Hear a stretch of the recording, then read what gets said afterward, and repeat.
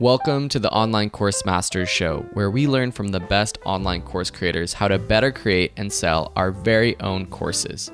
Today I chat with Paulo Dichone, a mobile app developer empowering beginners with technical and soft skills they need to become well-rounded developers.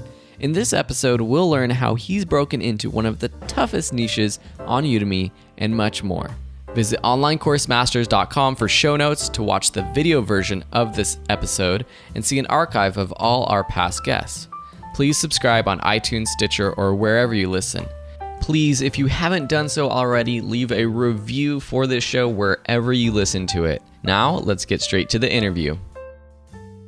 Okay, everyone, Phil Ebener here, and today I'm super excited to have Paulo Dichone on the show.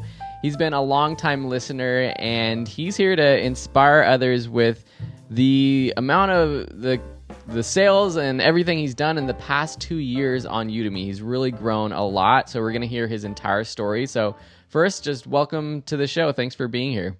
Oh, thank you so much for having me, Phil. Like I said, I'm kind of starstruck here because I've always followed Phil and your podcast. I've listened to your podcast, and it's always inspiring. In fact, it's one of those things that I always look forward to. In fact, I listen when I'm at the gym, so I look forward to going to the gym because, yes, I get to just do my thing, and I'm listening to Phil and all your guests you've had, and just amazing, great community and information. Thank you for doing what you do. Really. Well, I mean, it's people hearing that from you just inspires me to continue doing this show, and knowing that all the episodes that we're putting out do actually inspire people and help people. That's just really good to hear. Maybe something I don't hear enough. So if you do like the show, leave a review on iTunes or wherever you're listening to this, because it's great to hear that. So Let's jump into your story. And first I want to just ask you, what has online teaching allowed you to do since you started? Is there anything that, just a mindset change with your job, lifestyle that has changed since you started teaching online? Right.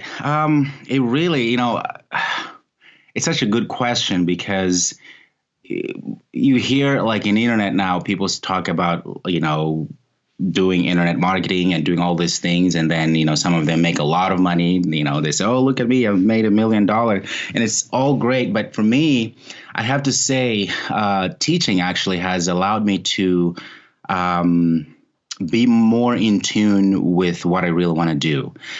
It's always been a gift. I want to say this is coming from my wife. Okay, she's wonderful. She's the one who inspired me to actually start teaching. She's a teacher herself, and so but teaching really has allowed me to kind of find my voice in things that I really enjoy doing. I've always kind of been the teacher guy. Like at school, I was the guy who would always, people would come to me because they want they want to understand something, or so. It was kind of it's a coming back, if you know what I mean. Like, oh wow, okay, there we go. I was doing this before. I worked for this company, did this, but now it's like, this is comfortable. Like I feel comfortable in a sense. It's still hard, obviously, because it's working on that. But it's changed my whole way of viewing the world. Like I'm more, I want to say content. I'm not trying to be dramatic or anything. Yeah. Very content with what I'm doing.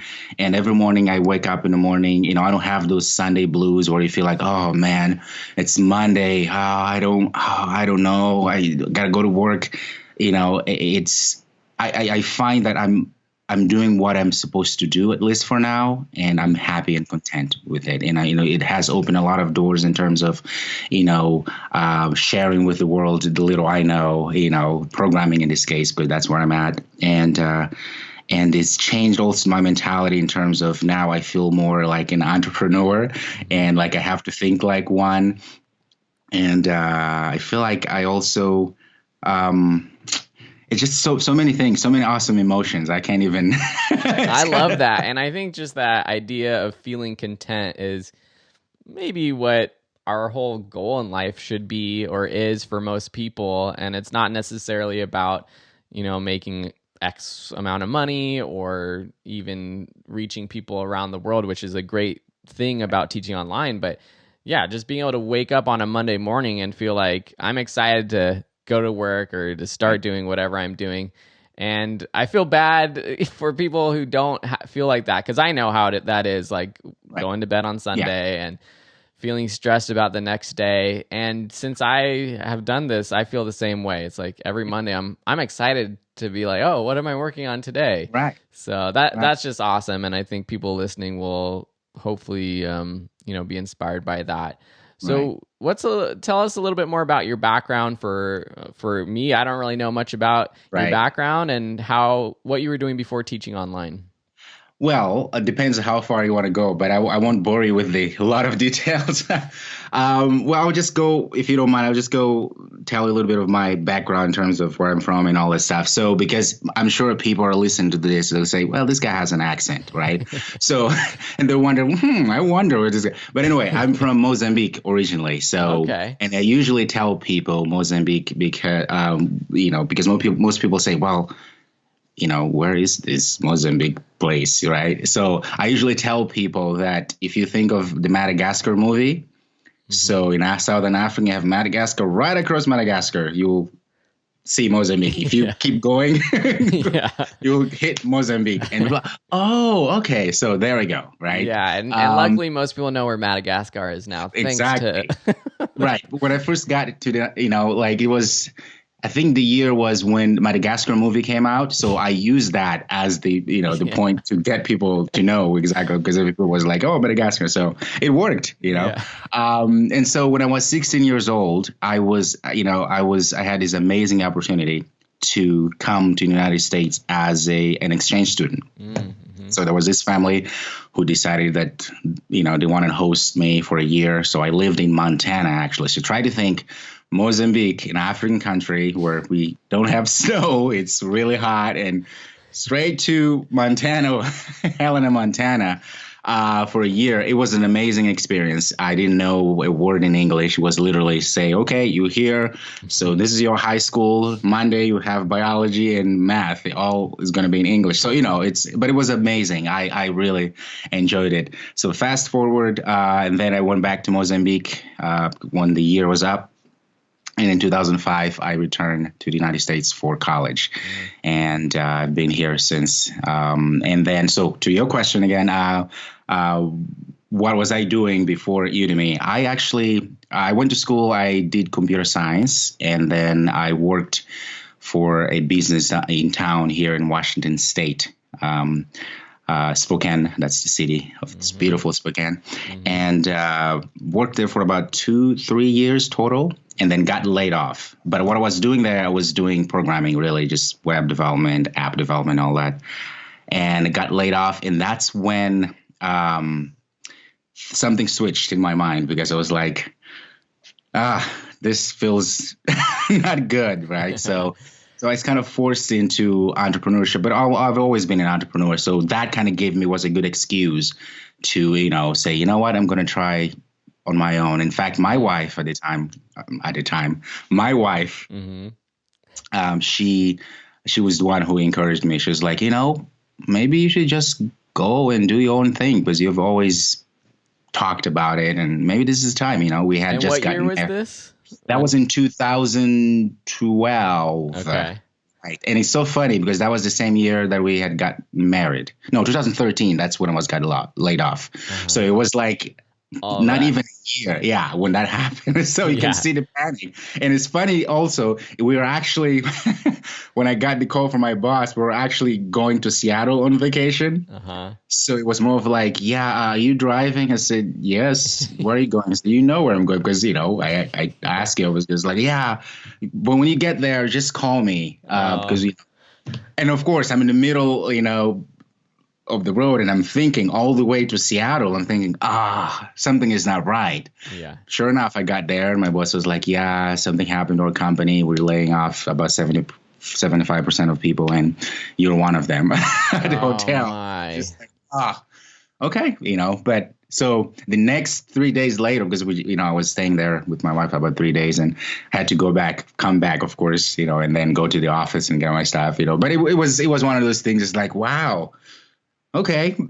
Just hit you. And I feel like that's how it tends to happen with people. It's just all these big life changes kind of happen all at once. I was just talking to Dan Vega on the podcast, probably a couple episodes before this one, and he has had an incredible year of being an online teacher, but he's also gotten married. His wife's pregnant. They bought a house. It's just like all this stuff at once. And you just have to kind of just trust that it's going to work out, I guess. And it's awesome that your wife is supportive. I mean, similar to my wife, in the beginning, she was very hesitant about the whole freelance lifestyle that I was trying to go for. But after a while, she kind of was like, okay, how about you try this on your own and see how it goes. Yeah. So that was 2012, but that was before you taught online classes. Way before, right. 2013 when that happened. Right. Yes. And then, of course, once that happened, I started doing freelancing, just building apps for people. And honestly, and I kind of hate to say this, but I didn't quite enjoy it as much as I thought I would, right? I mean, I enjoy programming. I enjoy, connecting with people. But just working, building applications for clients, it was just a drag for me. And, I'm the kind of guy that, I'm giving. So it ended up being more of like the specifications would change mid-project and they wouldn't, accommodate the pricing points, how it goes. And you end up like working for literally free. And, it's just, it wasn't talking about fulfillment, contentment, really. It just wasn't. It was more of like, oh, I'm doing this because, you have to make money, you have to provide and all that stuff. And so it was so funny because a year in doing that, I wasn't very happy with it, of course. But of course, I didn't want to be that guy complaining, right? It's like, well, it's life. You do what you need to do. But I was always looking at things I want to do because I knew, I had this entrepreneurial mindset. And one of the things I always did was I would watch videos. I would watch YouTube videos and programming and different language, just anything techie, right? So it was one of the things that I would do either at the gym, also before I go to bed. So you can imagine, my wife is here and she had to listen to, because I wouldn't wear my headphones. So it got to the point where she was like, and she would literally go like this, like, I don't like this guy that you're watching now. He's not a good teacher. Things like that, because she could tell right away because I'm just watching on my phone. It's like, So it became like a joke, right? That is so funny. I've had like the exact same experience with my wife who I watch all these YouTubers and she's like, that guy looks funny or that guy's annoying. Yeah, exactly. And one night she just goes, I remember this was probably September of 2014. She's like, honey, you could do better. Like you literally, all these videos you're watching these people doing, teaching new technologies or programming, you can do way better. I was like, really? And of course I'm thinking, well, of course you would say that. You might watch. She's like, no, and she's a teacher, right? She teaches at a university. And so it's like, are you sure? She's like, I'm telling you, you can do way better than this. You can make amazing course. No. Like, oh, okay. And so I was like, okay. So the next couple of days after that, I just started doing research, and I had this neighbor kid who came to me because he knew what I did for a living, right? I was a programmer. So he was actually finishing up high school, and he had asked me, he said, I heard about this programming thing, building websites, and I'm kind of interested in that. Would you mind to help me? I was like, sure. And so what I decided to do was that I said, well, if I'm going to be teaching him how to program, how to make website, or how to, program in general, I need to have some sort of a curriculum. And so I actually made a curriculum for him. It ended up that he decided that he didn't want to do it anymore. So I kind of ended up using the same curriculum that I was making just for him. And this was actually going to be for free because it was a neighbor. It was really awesome kid. So I wanted just to help out, right? And so that's when I was like, well, I have this curriculum here. Why not just actually add more stuff and just start recording? And that's how it all started. Very, very strange, right? Like circumstances. Totally organic. That's awesome. Yeah. So you had that course idea or that curriculum, and did you know at the time about Udemy or these other platforms for even how to host? I did because what had happened was while I was watching all those YouTube videos, I was also watching Udemy videos. So it was usually, I would do it. It was my wife, she's a saint, I gotta tell you. now I think I was like, who has the patience? Literally every night Yeah. I'm watching it. So, but she was so awesome. But anyway, so I would watch YouTube videos and then I would go watch some Udemy courses that I'm, Nice. interested in. So I knew of Udemy. That's when I was like, okay, instead of putting it on YouTube, I'll just go and put it on Udemy. Nice, So, nice. So, and that ended up being your first course, right? The Android and yes, Java developer course? yes. And that'd be my first course. And I did that course. I think it was about 35 hours. And I recorded all in less than a month and a half. Nice. I mean, Wow. I was still working, doing my projects, for clients and everything because I just wanted to do it. Mm-hmm. And of course the quality was horrible. I mean, I had, and my voice was very high here. I was like, all right now, guys. It was so strange when I, it's like, what was happening? No personality, nothing. I mean, this is who I am, right? I'm very like, Mm-hmm. hey, how are you doing? But in my, it's just like, oh, I can't even. It pains me. I mean, to even, But that was my first course. So, and I became very involved with. I think it was that Udemy Studio at that time in Mm-hmm. 2015 something. Yeah, when Lindsay and all those people were there, Mm-hmm. and I remember asking questions. Trying to figure out, okay, what would be the best way? Because most at that time people were saying do smaller courses, and I already had 26 hours, so it's like, Mm-hmm. well, maybe what am I going to do? And I remember asking questions and people had different opinions and all that. So it was a good time. Nice. Well, actually, I want to fast forward to where you are today, actually, and Right. ask about it's a couple years later. And can you share just any revenue stats that you have right now? Because I'm sure it's going to be inspiring for people listening how far you've come in the past couple of years. Right.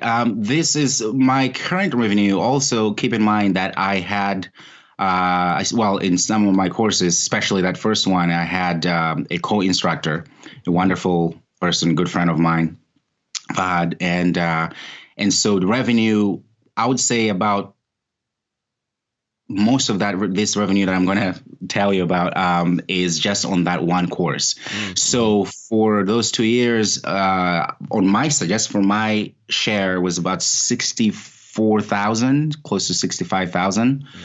Nice. And also keep in mind, and I don't say this just to pat myself on the back, but I made a huge mistake for about a year, almost a year. I didn't do anything on Udemy. I literally had that course. Hey, Phil here. Are you enjoying this episode? I really hope you are, and I hope you're learning to become a better online course creator. If you want to fast track your success, head over to onlinecoursemasters.com and get your free trial of the full flagship program, the Masterclass for Online Course Creators. Get more information at onlinecoursemasters.com. That's incredible. I think that, before we were recording, you were kind of downplaying the revenue that you've made on Udemy. But I think for 99% of people listening to this, that's just incredible. And, for most places in the world, that's full-time income. And for it to come from one class is pretty amazing, or mostly from one class is amazing. Do you know, like, how much did it make in the first year versus this past year? In the first year, it made about 35,000. So probably, well, just for me again, because Yeah. we were, cutting. So about 35,000 the first So year. stayed steady. Say very much so, very much so. Nice. And so, yeah, it was revealing to me. And one of the things I guess we'll talk more about this, about the things that I regret Mm-hmm. that I shouldn't have done because I had that great momentum and got distracted with other projects and everything. But it was a good wake up call in the sense that I said, oh, this actually works and it's something that I enjoy and maybe I should pursue it more. So. Totally cool. So, what's like a typical day like today for you Right. in terms of working on online courses, and are you doing other stuff still? So I am kind of, I love this question so much. The reason why is because I feel like it's the most important thing that you can do for your business and for yourself. Trying to figure out your routine in terms of what are your goals and what are you doing to achieve your goals. I love that stuff. It's almost like a vice, if you will. Okay, so little story. I like stories, so if you don't mind, okay. Yeah, no, let's hear it. So for the past year and a half, where I was kind of doing other things, and we can discuss that, of course, I neglected Udemy. So I was doing internet marketing. I was also doing still building apps for people. So I was just doing all sort of things because I was trying to figure out what worked and what didn't. Okay. And I have to tell you, these 13 weeks, so about 6 months ago, I was online. I was just reading articles, and I found this site called, what's it called? And I hope I'm not plugging them or trying to. Go ahead. It's fine. Okay. It's a self-journal. Self-journal. Okay. So the idea, you probably have heard of this, guys. I actually haven't. Oh, Phil, okay. Once I tell the story. So the basic idea here is that you divide your working months in 13 weeks. In fact, I have it here. It's very simple, right? So you go ahead and write. So the idea here is that you actually put all of the things you want to accomplish in 13 weeks, okay? You sign, you give yourself, say, okay, I am going to take my wife, or I'm going to go do this once I have finished my 13 weeks and have accomplished what I set out to accomplish, right? So it's actually a contract yourself. Yeah. And if you want to make it real official, you tell your significant other for accountability. I will tell you now, this is no joke.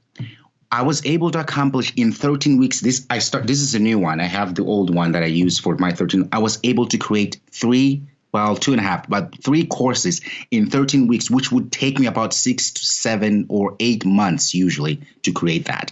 That gives you the power of focus and really write down what you need to do. And I'm a huge fan of these things because I'm a true believer, man. I love it. I'll include a link to that. Does it have a website? I'm sure it does. Yes. Yeah. If you just type in self-journal, you will get there. I'm not affiliated with them. I'm just saying it because it saved me my business, saved my mentality, saved me everything. I mean, people are always looking for ways to be more productive and help them out. So I think something like this would definitely be, even for me, I might try it out just because, to be more focused. So does it give you, aside from those big goals, like the 13 weeks, does it break down the goals or anything like that? Well, you break down the goals yourself. So really what they do, they want you to have at least 3 main goals, because what happens with people is that, you know how it goes. January comes in, people are like, oh, I have 13 things I want to do. Well, guess what? Life happens. You're not going to do all 13 things. That's the reality. Okay. It's okay. What they do is say, okay, no problem. 13 weeks. Just put 3 goals. And then these 3 goals, for each goal, you write down the 3 things for each one that you need to do in order to accomplish it. Very simple, right? Now, the cool thing, what I really love, you can tell I'm very passionate about this, is that every day, each morning before you wake up, when you wake up, you actually have to write down, of course, the goals of the day, okay? In fact, you write down the dates, because they have no dates, they have nothing to lift off the pressure, right? So you put dates and all that stuff, and you start planning your day. What are you going to do? So for me, what I do every morning, I wake up at 7:30.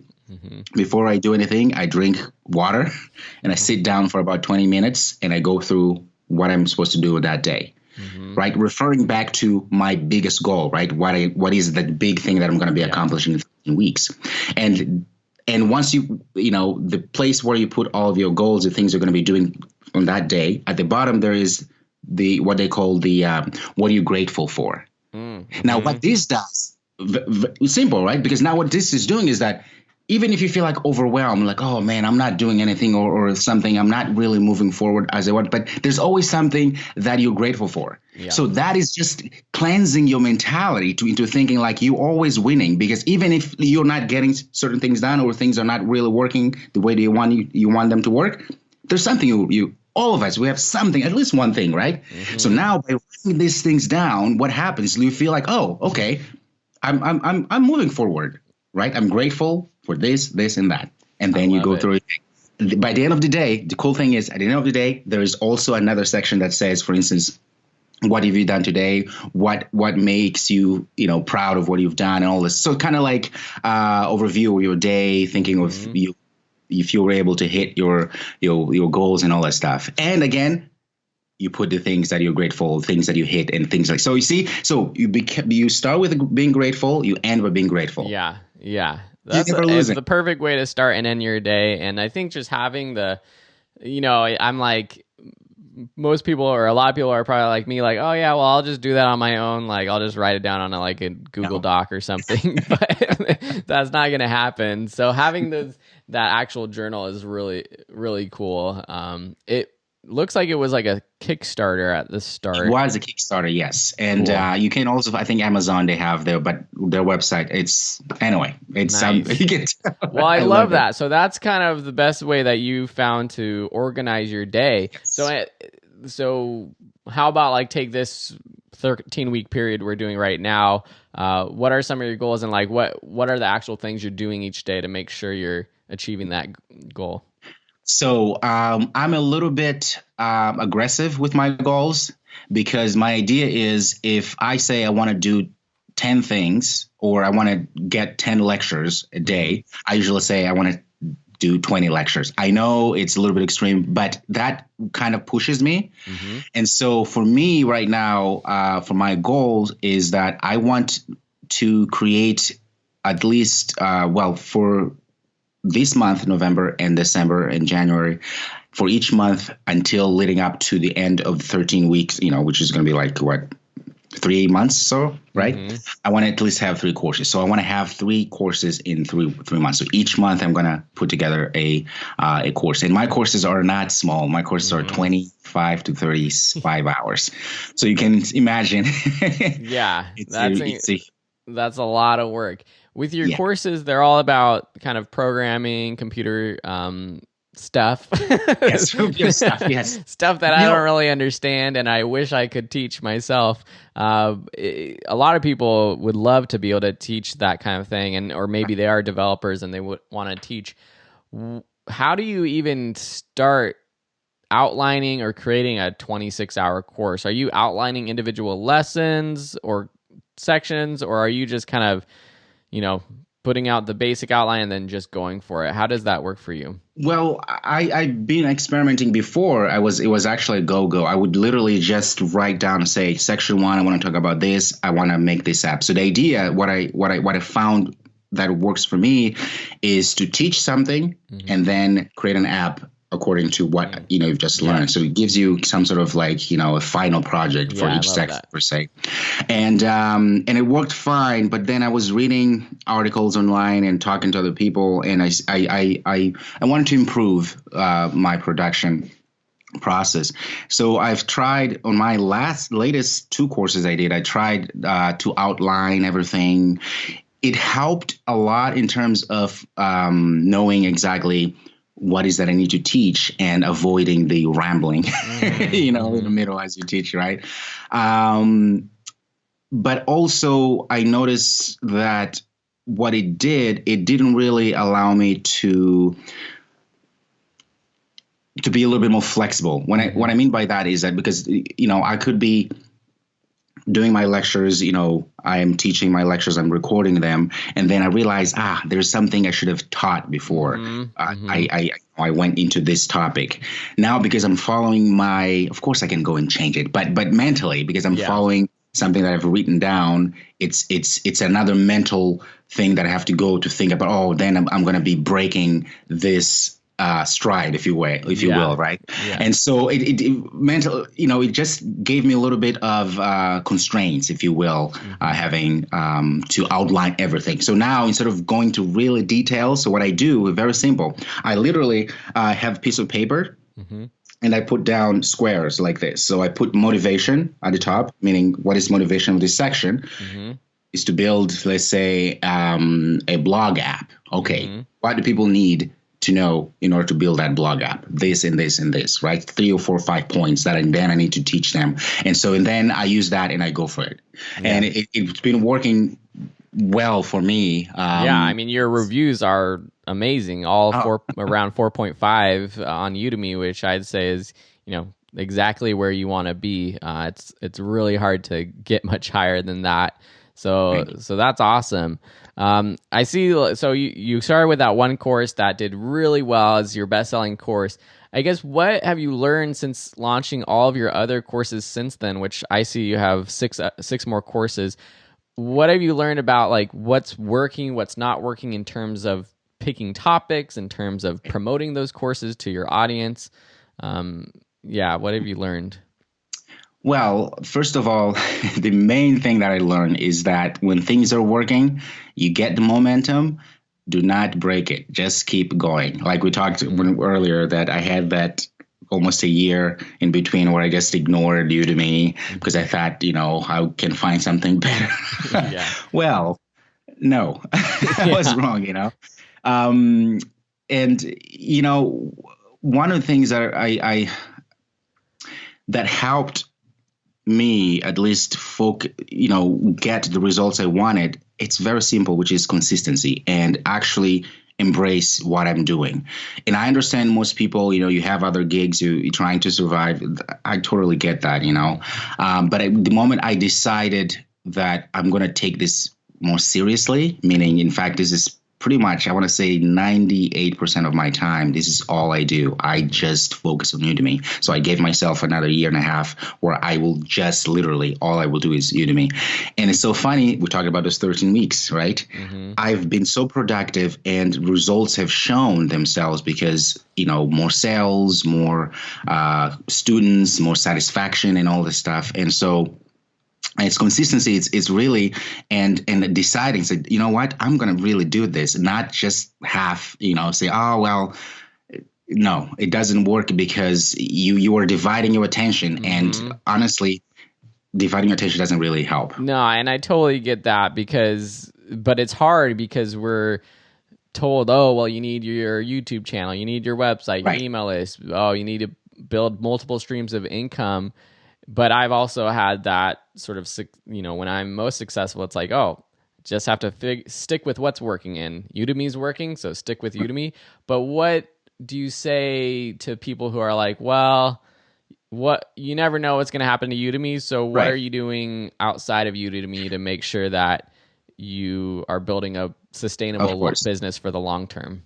And I do agree with that, by the way. My comments were not to say, well, just ignore everything now. But what I was saying is more of like, you've got to have a hub where you test out your ideas or your businesses. In this case, we have this platform. So if you can test it for 6 months and see if it works, then you can start, doing other things. So for me, I actually, funny you ask, I've decided 2 months ago that I wanted to create some sort of a brand. Mm-hmm. I have this brand called Build Apps with Paulo. It's still growing. It's a website, and also I have a YouTube channel. So my whole idea, because I was trying to think, okay, what is it that I have to offer, right? Because anybody can go and open, that's fine. But I wanted to feel like I'm offering something. So my idea is to trying to figure out what I call the well-rounded developer. Mm-hmm. So what happens in this development world is that there's a lot of techies, right? People who know how to code. They know computer science. They're just so passionate. But then they lack other soft skills, like how do you communicate with the client? Mm-hmm. How do you communicate with other people, with other developers, with project managers, with how do you pitch or how do you talk to, so there's more to just, here on the computer writing code. So that is my goal. And on top of that, I just want to share with people, how to go through the process of learning a programming language and build apps, or maybe take those skills and do whatever else they want to do. And that's one of my goals of 2018, 2019, 2020. And also on top of that, what I'm also doing is I started building my email list. Nice. I don't have a lot in the past month or so. I think I have about 120 nice. In my email list. So, again, it has proven that it works, because you hear a lot of stories, people saying, if you get people's emails, that's where the money is. It's so true, because I've shared with my subscribers my stories, and they love it, right? They're just like, oh, there's actually a person there, and I've also given them certain coupons, and it has worked amazingly. And I never thought, because I thought, oh no, I can't sell to them, right? But most important thing too is also to remember is you have to build that relationship when you're building your email list. And I know everybody knows that, but people forget because we just want to run and sell, right? Just to give an example, for instance, what I did, I sent out about 5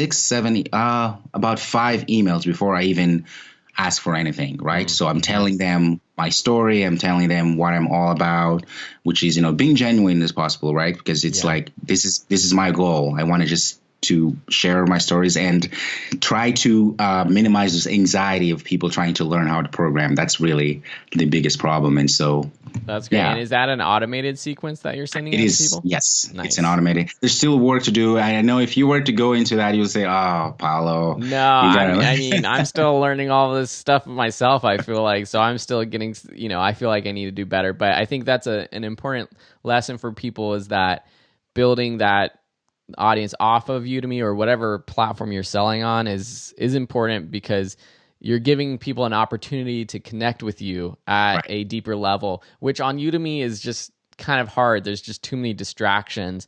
So if those people, you have students on Udemy or wherever you're creating content, give them that opportunity to follow you, to subscribe for your email list and share your story. And like Paulo said, they're the ones that are going to be the first ones lining up to buy your next course or your product. That's awesome. On Udemy, we're at the end of 2017. $10 deals seems to be the way that people are selling courses. Even me, that's kind of what I'm doing when I launch a course. Do you have any tips or advice for promoting a new course or doing any ongoing promotions? What's worked for you? Right. What's one thing that worked for me, again, it goes back to the basics, which is relationship, right? So what I noticed, because I have courses too that where I enroll on Udemy. What I noticed with a lot of instructors is that they forget that connection. Right. It's like going back to that example that we always hear, first date, you don't go to somebody and say, hey, would you marry me?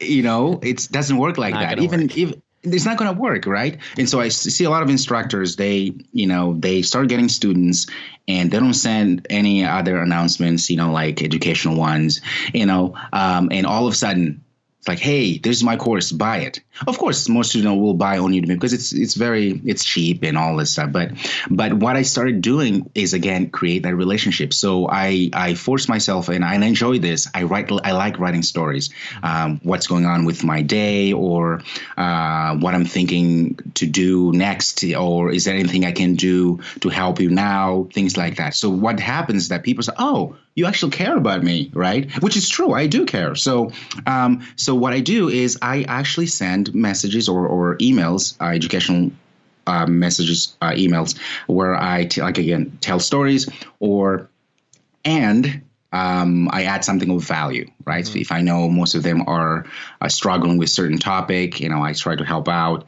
Or if I have a student who's done really well, what I do, I praise them, say, hey guys, look at this person, right? So what I noticed with that approach, because I used to be that kind of instructor, right? I would just I have 2 promotional emails, so I'm going to use them and all that stuff. I noticed that once I started doing that, building that relationship, building that connection, whenever I sent a promotional, it just did amazing, always. Yeah. Because people say, oh, they trust you. They say, oh, man, this person actually cares about me. He, this person wants me to succeed. And it has worked. So what I would say to all instructors, it takes time. That's the problem. We want now, right? We want to make sure that we get the money right now. But if you just go through the process of getting to know them and be vulnerable, show who you are, and you're going to have better results, because they want to know they have another human, and they have their instructor who cares about them. So. Love that. Are you building any other streams of income with your courses or without courses that have worked? Yes, I have. In July, I signed up with Skillshare. And as you know, I know you're on Skillshare. It's been working okay. Of course, again, it takes time. But likely, I was actually able to connect with one of the account managers. I think that's what they call. And they were actually. I don't know if this is good to talk about because Udemy and Skillshare, but I think it's okay. I guess. Yeah. I think Okay. I think we can talk about anything we want here. Okay. Good. Anyway, so it was nothing bad, but I had a phone call with one of their managers there, and they were just asking, what they can do to improve, especially in the technical courses, because they're trying to get that going. And so, I give my opinions and things that I think would help, people in my area. And it's been really good, but slowly, and I'm building my brand there, hopefully. I know they haven't really figured out the tech side of things, but if they could, the same way that they're doing, I mean, they do pretty well with the design and creative skills. So if they could do the same thing with the tech courses, that's a great opportunity for people like you who already have the content just to put up there. But I think I don't see much risk and people differ, but I don't see much risk just putting your courses on Skillshare, seeing how it goes, because I do believe it takes time to build that audience, to get those initial students and that initial traffic, and having time on the platform will help. So I don't see a problem in anyone just putting their content on there right now, because you never know what's going to happen. Yeah, maybe Skillshare is going to shut down in a couple years, or maybe it's going to continue to grow and become another full-time passive income for you in the future. So that's cool. So Skillshare. I have a YouTube channel that I started not too long ago, probably 2 months now, 2.5 or so. And I've seen what I do, like most instructors do. Well, my main idea is actually I want to take that as a platform where I do short videos. I talk about stuff or, to encourage students or people who want to get into the programming and all this stuff. But now what I'm doing, I'm putting some of the snippets of my courses that I have, and it's been working actually, not in a huge magnitude, but I can see sales coming in every now and then, a few sales here and there. So that is one side. And my next one, I have an ebook I'm finishing up right now. It's my wife is actually editing it. She's a rock star, by the way. So, you gotta make sure she listens to this episode. Well, yeah, she said, when is that going to be ready? I was like, I don't know. It's like, can I listen? Like, I don't know. I may say things that you won't, just. But so yeah, and I'm trying to figure out what I'm going to do with it, because the ebook is pretty much the ebook version of the course, one of the courses I have. So I need to figure out what I'm going to do with it. If I'm just going to put it on Amazon, or I'm going to give it as I don't know. I'm not sure yet. So yeah, I've done multiple things with ebooks. I've given them for free to students in the class. I've put it on Amazon. I've made sure to include a sort of a link to opt in to my list in the first few pages in the book on Amazon, and that has actually worked pretty well. And yeah, it's always nice just to put it on Amazon as another platform to be on that platform and to drive traffic to you and your site from a new, part of the funnel. So yeah, I don't know. We'll have to see how that works, but, cool. Well, it sounds like you're doing a lot with your time. That's amazing. So you talk about, your 13-week plan, but do you have any longer term goals, 2 to 3 years? You said you're focusing on Udemy kind of for the next year or so, right? Yeah. Well, for the next 2-3 years, I would like at least to have touched or reached about 1 million students. And with that, I would like to be able to grow the brand that I'm, the well-rounded developer that I'm trying to put together. So that, I don't know, I want to to be able to share the struggles that I went through when I was starting, first started programming. I mean, just to give it context, the reason why this is very close to my heart is because growing up, I didn't have computers. I didn't see my first computers until I was 16.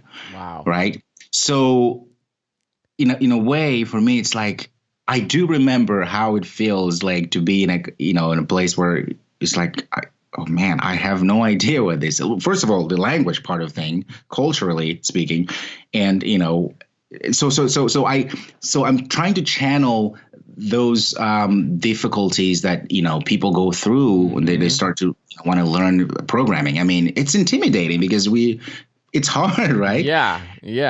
I think that's a great way to kind of differentiate yourself from other YouTube channels and other people teaching this kind of stuff online. Actually, that's a question I was going to ask in the beginning, but like thinking back on, your childhood, before you were even doing the exchange in Montana, like what were your goals? What did you imagine your life to be like growing up?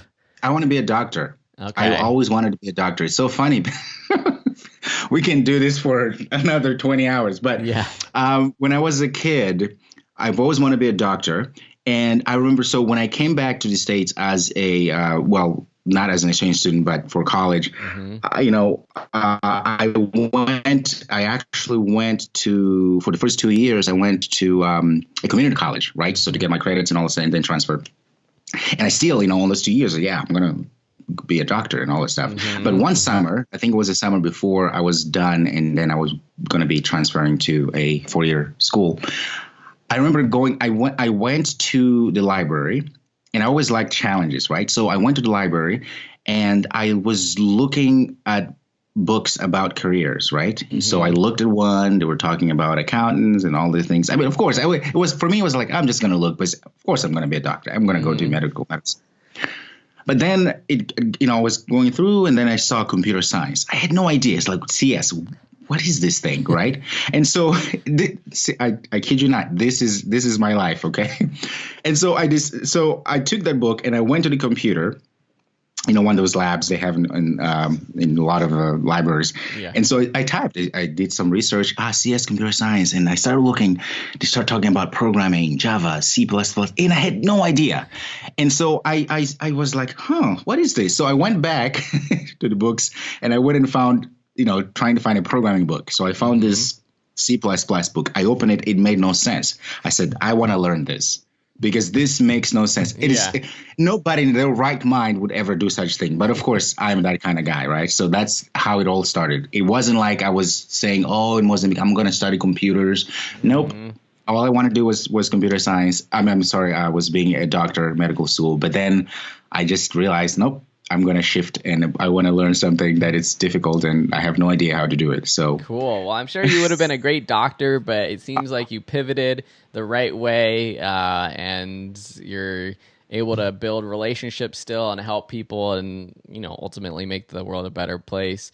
My last question is just about if you have any final piece of advice for people who want to get started with teaching online. But I want you to think about it in terms of, you have this unique story coming to the United States, and there's a lot of people from other countries who are starting to teach online, but they might feel that it's a little bit harder or to get started, or maybe people who aren't comfortable with their voice yet, speaking English even. Like what kind of advice do you have for that kind of audience who really wants to start teaching online? Well, I would say I do understand, to this day, honestly, I don't like my voice. Like when I hear myself back, it's like, but it's one of those things that you have to get over it. And I know it's a very harsh word to say. But okay, so going back to understand that we're not all made the same, right? I know the struggles. I know the you feel like not very confident, especially language wise and all that stuff. But the first thing I would do is practice. Literally, just find a mirror. Don't get a camera. You are at your house. Nobody's going to think you're crazy. Just explain to people, this is what I'm doing, so they don't call. And start practicing, and start really imagining you saying something, teaching somebody. And the second thing I would do before you even think of camera, go find somebody that you can teach. Right. Just ask, hey, I have this thing I'm trying to wrap my head around. I'm trying to teach or something, whatever excuse you can find. And do you mind, like, if I, at least once a week, if you have a time, we can meet for 20 minutes. I want you to be my audience. And I just want to teach you something. Yeah. Most people say, oh, sure, it's fine. And so practice that and then move on to camera. Actually, wouldn't go to camera. Start recording yourself. Just record. Shut off cameras and just record yourself and start hearing yourself. Get used to hearing yourself. That's the big problem that most people, I still have that thing, but I'm getting over it because I got to the point where it's like, you know what? No, I'll just keep doing it, right? And all of a sudden, it's amazing how the brain works, right? Once you start conditioning yourself into hearing yourself, into teaching somebody, into actually doing it, you will notice that the barriers that you think you have, which could be English, which could be, I don't like my voice, or maybe I don't like the way I look, you start forgetting those things because now you're focusing, oh, my voice wasn't right, but you forget that you actually were on a camera because now you're thinking, oh, I don't like the way I sound. You're not saying I don't like the way I look, right? So there we go. Now you have one thing that is out of the window because you're not conscious of the way you look or the way you feel, whatever. So, but be patient with it. And again, go back to consistency, right? If I'm talking about practicing, if you do twice a week, you better do Wednesday or Thursday. You do it. Even 10 minutes, you practice it. All of a sudden, you'll see all of those fears, they go away. They really do. And about the language part of the thing, we all have that fear, especially, like you said, if you don't speak the language. English is not my first language. It's my third language. Wow. So I don't say that to say, oh, look at me, right? It's not that, but I'm just to give you hope. If anybody out there thinking, oh, man, I can't do it because English is not my first language. English is not my first language either, right? But you just have to do it. There's no other way around it, right? You just have to force yourself. Yes, you're going to say something funny sometimes. Something is not going to create. Just remember, people who are going to be in your courses, they want what you have to offer. They're not there to judge you, say, oh, look how Paulo looks, look how he sounds.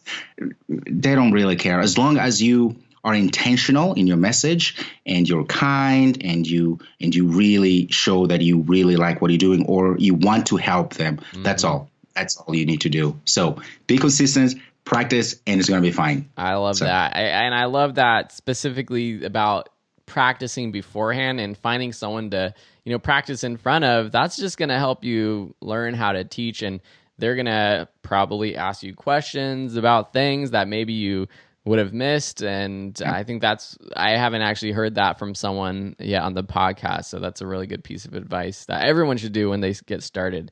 Yeah. So thank you for all of that. Where's the best place for people to connect with you, to get on your email list, and to find out more about your courses? Right. So if you go to Build Apps with Paulo, literally Build Apps with Paulo, just one word, .com, that's going to be my website, still under construction. So if you go there right now, you're going to be asked to go to enter my email list. So if you don't want to do that, well, don't do it, but do it. Okay. Do it. Right. I gotta, do it. And also, I am on Twitter at Build Apps with Me. So it's the difference here. It's not, it's the Paulo, and now it's Build Apps with Me, not Build Apps with Paulo. So at Build Apps with Paulo, with me. Yeah, so those are the main places, and of course in Udemy, if you search Paulo Dichone. By the way, you said my name right. How did you know that? That was amazing. Oh, well, I usually try to watch people's videos beforehand to see how it's pronounced, because I know people mispronounce my last name a lot on podcasts that I do. What was that? Ebener? Is that your last name? Is that how you say? Yeah. Ebener. Ebener. So yeah, good, great. Well, awesome. I'll include links to, all of those, your profile on Udemy, your website, Twitter, everything on onlinecoursemasters.com. So Paulo, thank you so much for being here today. And hey, I'm going to look out and make sure you're finishing those next 3 courses, and just looking forward to seeing that next, 6-figure revenue on Udemy and beyond. So thanks so much for being here. Thank you, Phil. Really appreciate it. Thanks. I hope you enjoyed that episode. As always, if you want to fast track your success, head over to onlinecoursemasters.com and sign up for your free trial of my flagship program, the Online Course Masters Masterclass. Yep, that's right. It's a masterclass designed to take you from zero to hero, creating and selling your very own online courses. If you haven't done so yet, please leave a review for this show wherever you listen. This is how we can help expand our audience and help teach the world. Thanks so much, and we'll see you next week in the next edition of the Online Course Masters Show.